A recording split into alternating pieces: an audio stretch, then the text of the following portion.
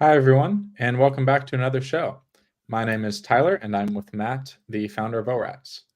ORATS is an options analytics platform built on over 15 years of historical options data.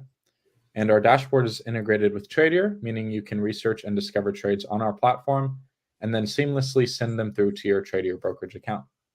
Last week on the show, we focused on finding a long strangle on MTB.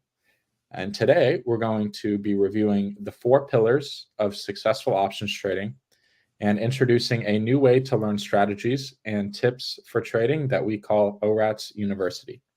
Matt, if you're ready, do you want to share your screen and go over the trade from last week? Sure. Thanks, Tyler. So we're in here, paper trading on our positions tab of the dashboard. The dashboard's all the tools that we have.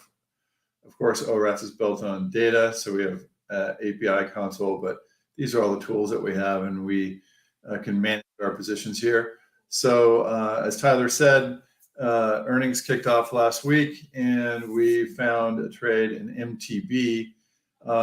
This is an interesting one. One of the reasons that we found it was we thought it was very undervalued, not just for earnings, but just overall volatility in general, even non-earnings months. And so we put this strangle on, and it was about break even after earnings, but since MTB has rallied, so we're up a couple $100 as a matter of fact. So we could go and click on this.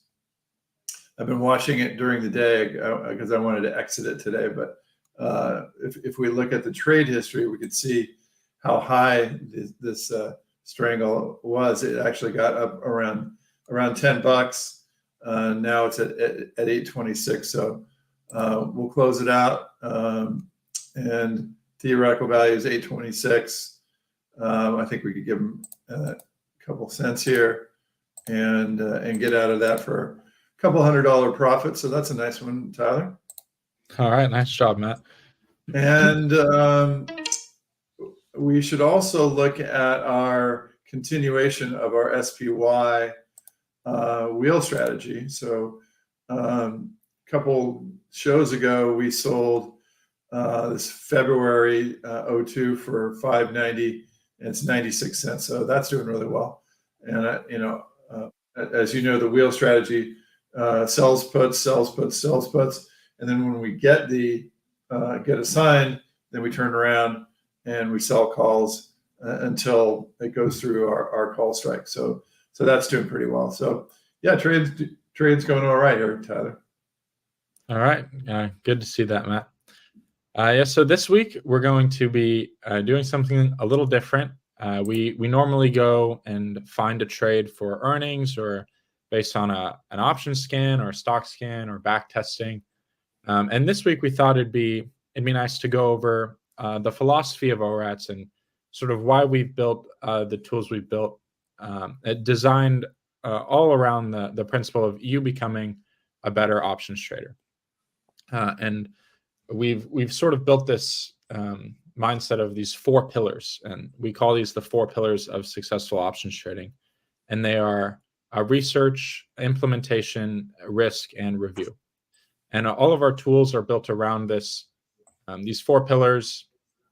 And today we're going to be reviewing those and sort of going back and forth between the tools that we use for each pillar and how they help us make trades. And, Matt's been in the industry for a very long time, and that's sort of how ORATS has evolved through these 4 pillars. So we're excited to share them with you, and we're also going to be showing you our newly released ORATS University, which is a way for you to look at all of our stuff in really fine detail. We've explained a lot of stuff, a lot of tips and stuff that Matt's learned throughout the years. So we're going to be jumping back and forth between that and our tools. Does that sound good, Matt?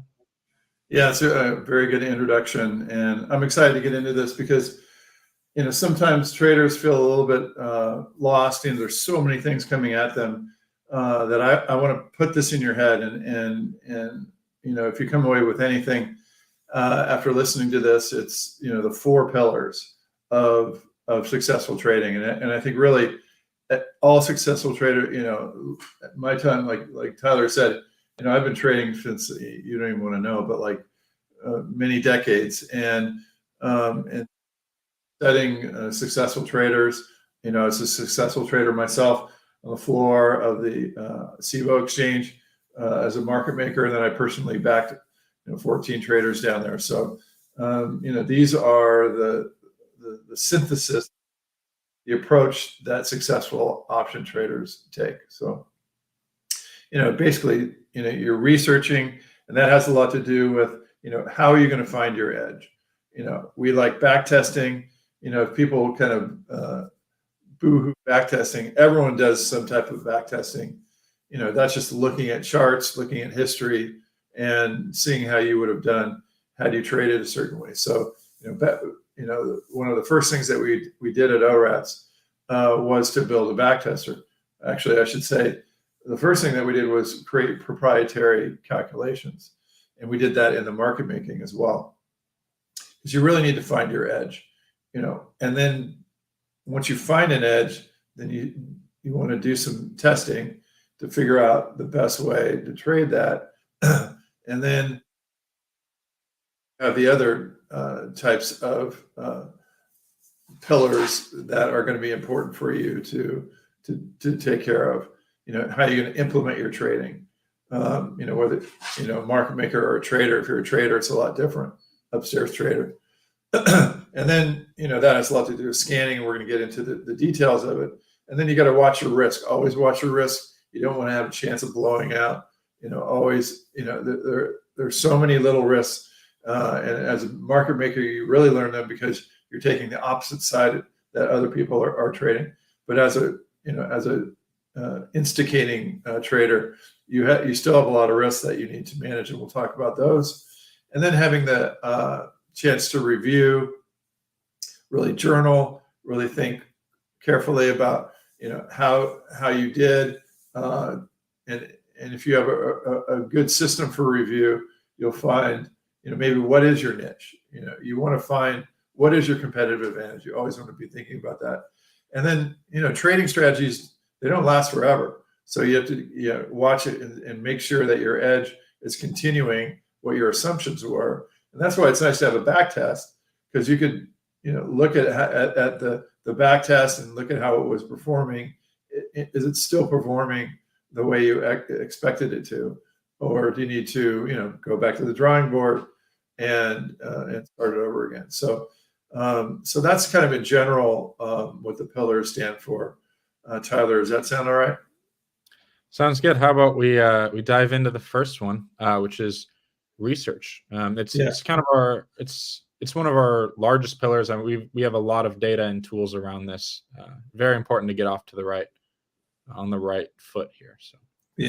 So definitely. So of course, as I started to talk about, it's really, how are you going to differentiate yourself? How are you different? Like I always, when traders used to come to me, I'm like, how are you different?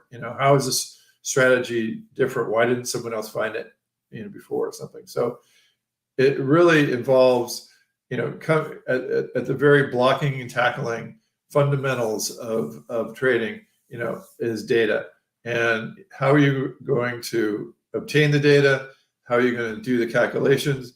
And can you do these calculations consistently and with the speed that you need? So that's what ORATS is really focused on. That's one of the hardest things, was coming up with a very good system to kind of summarize these millions of options that are out there and do it the right way. And so that's one of the first things. So you start with this data, and then you could start to say, okay, well, how are we going to use those data as indicators?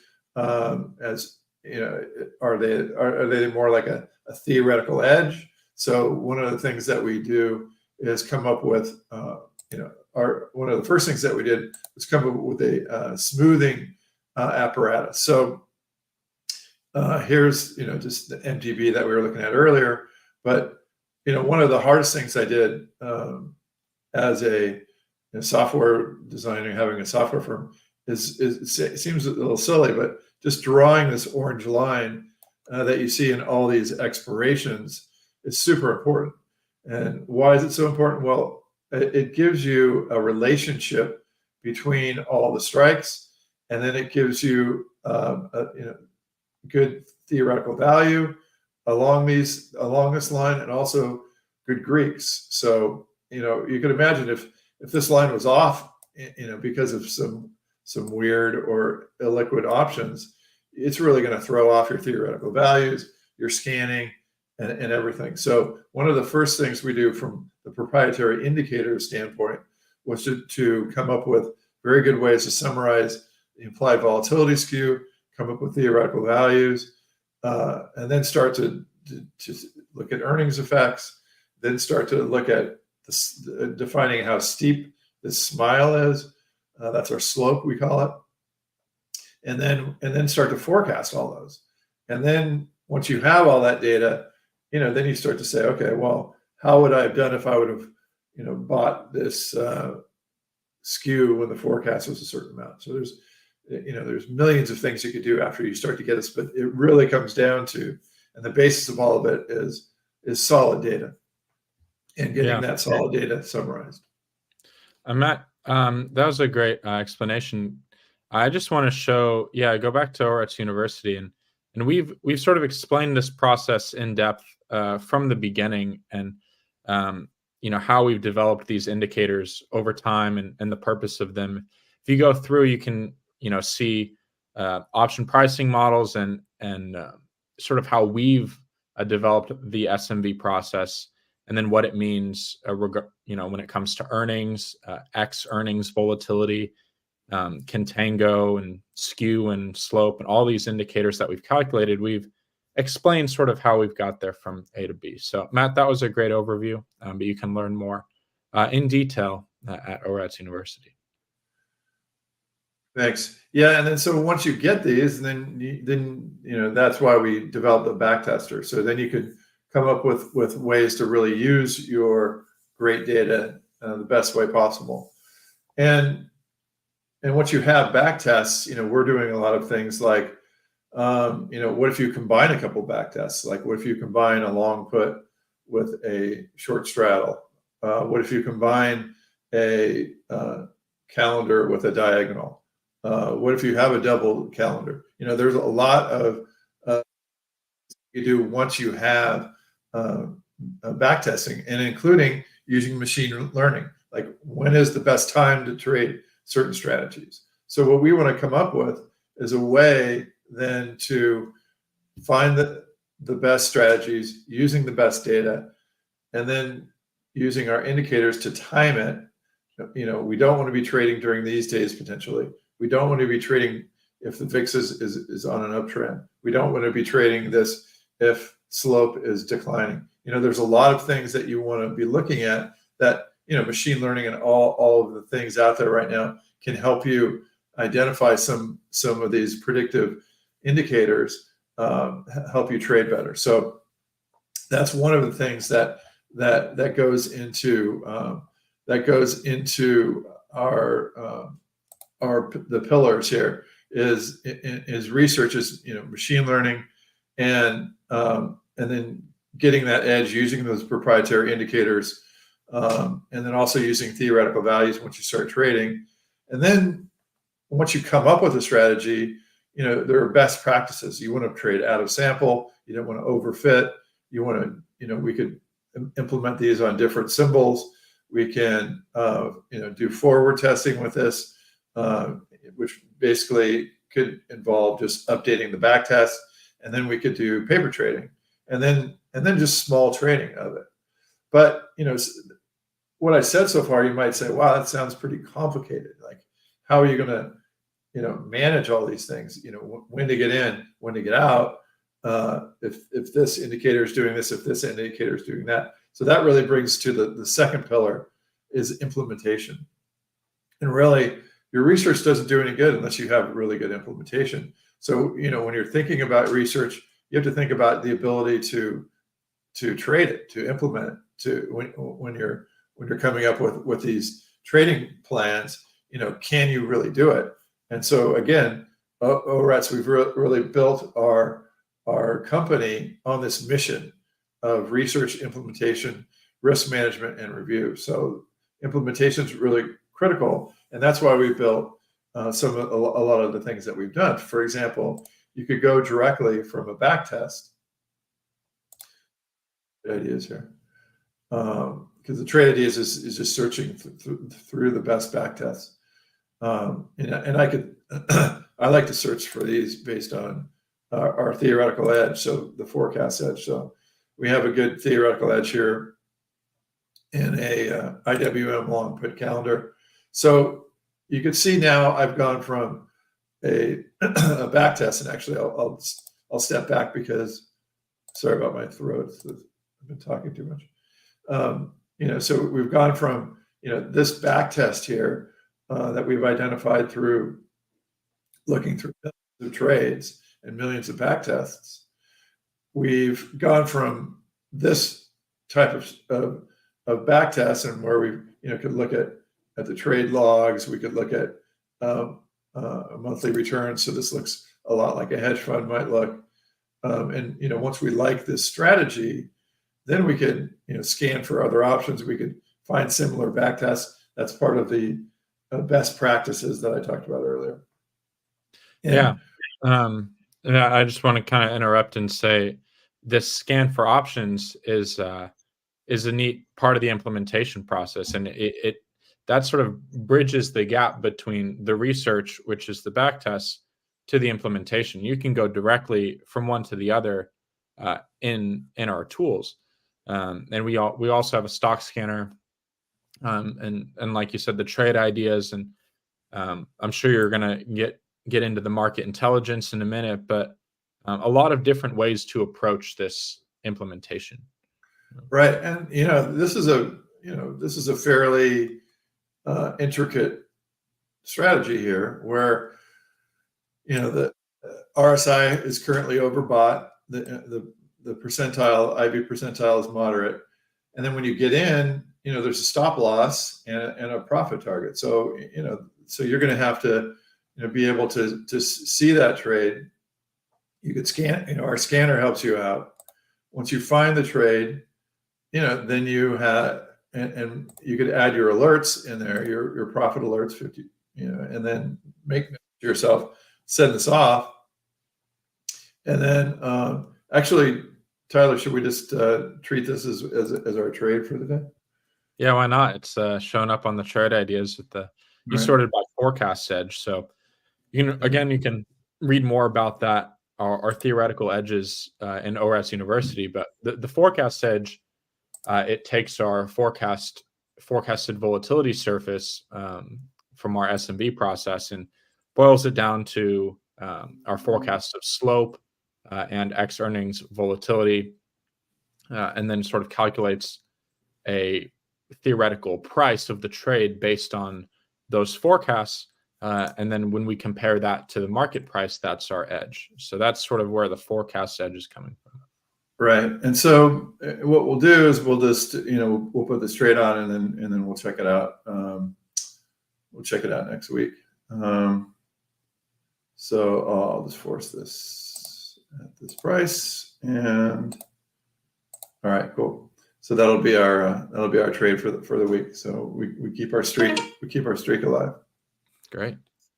Yeah, but what we were talking about was the ability to then manage that type of a trade, where now if any of those profits or loss limits are breached, then I get an immediate signal. Eventually, you could just send that trade when those are breached. So this is an important part of the ability to implement these trades with all this research, is this implementation. And as you can tell, that took scanning, that took exit alerts, and then also theoretical values, and also risk management is the next thing that you want to be considering when you're sizing up or implementing these strategies. So can we jump to the next one? Do you have anything more on implementation, Tyler? I mean, implementation is a tough thing to get right. You got to have live data, you got to have scanners, everything's got to add up. And that's why we've built so many tools around this. It really requires a holistic approach. Yeah, good point. So yeah, with the risk management, we're working on building a lot more tools for this. But yeah, it's all about looking at your portfolio risk, and I mean, Matt has many years of experience managing risks. So yeah, and it's about portfolio risks, but also max gain, max loss, and what are your Greeks showing, and then in your edges here, and where did you make money? So a lot of this is involved in risk management that we have on there, and we're continuing to add to this. But especially when you start saying like, this is my systematic strategy. I want to have X amount of thousands of dollars in here. And then that could even fit under another umbrella with, ETF calendars. I want to have X amount in there. So, one of the things that we do calculate is, buying power for this particular one. So, that's how we're able to then integrate risk management with the implementation, again, seeing how all these are tying together, how research, implementation, and now risk management integrates with all these, super important. And, because you want to keep your size in your back testing, you want to watch the drawdowns and how much you can handle. And so that helps, Kelly criterion help you size up your each strategy that you have out there, how to invest in your nest egg. So this is risk management, very important on that. It also, you could look at what we looked at before was these risk sides, max gain, max losses. That's important, and also it's important to look at the worst case scenarios. What is the worst case scenario, and are we still going to be okay? Are we live another day and trade if that happens? So all these are part of risk management. Whether it be your portfolio levels, can you handle that? At a sector level, can you handle that? At a stock level, can you handle that? So that's what we think about when we think about risk management, Tyler. Yeah, really, really critical part of the pillars, and very key to becoming a successful trader. So yeah, what we're doing here is really empowering, everybody to have the tools that you need to, make money trading options. And the last pillar is review. And so that's sort of what we did at the beginning of the show today. We reviewed the trade from last week and how we performed. And that's sort of, a little bit about what this show, Driven by Data, is about. We're practicing that fourth pillar, reviewing our trades and making sure we're really being honest with ourselves about how it's doing, and then learning from that and practicing the things we've learned going forward. And the key thing about this approach is that it keeps you consistent, because it's hard to review if you're haphazard. But if you're consistent, this gives you, and it takes a lot of stress out of it, because if you know what you're going to do, what your max loss is, can you handle that? Think about it now. Yes, can you handle it? If this happens, you don't have to panic. You have plans in place. And then if you have a consistent strategy, or a few of them, many of them, if you're paper trading, then you can start to review and say, okay, how did these strategies do? How did they do versus our expectations? How did they do versus what the back test would have predicted? This is super important that a lot of people overlook.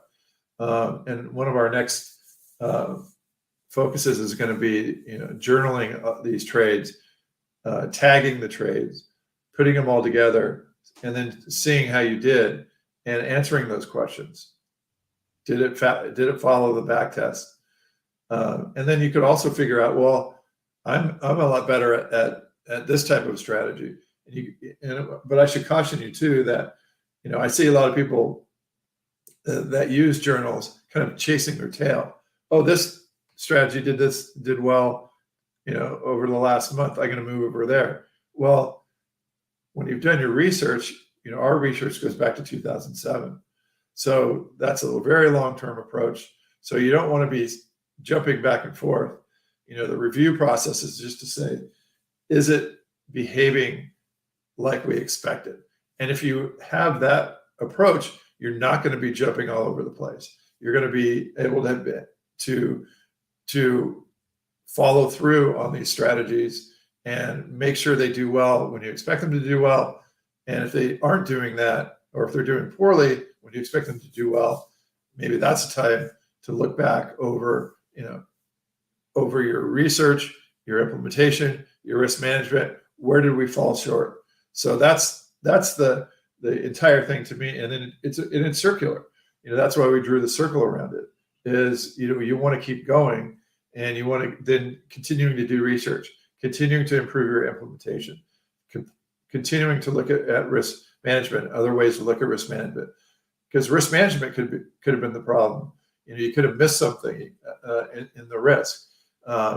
Implementation could have been the problem. You could have have too much slippage, or your research might have been the problem. You overfit, so your whole strategy wasn't working as it can be.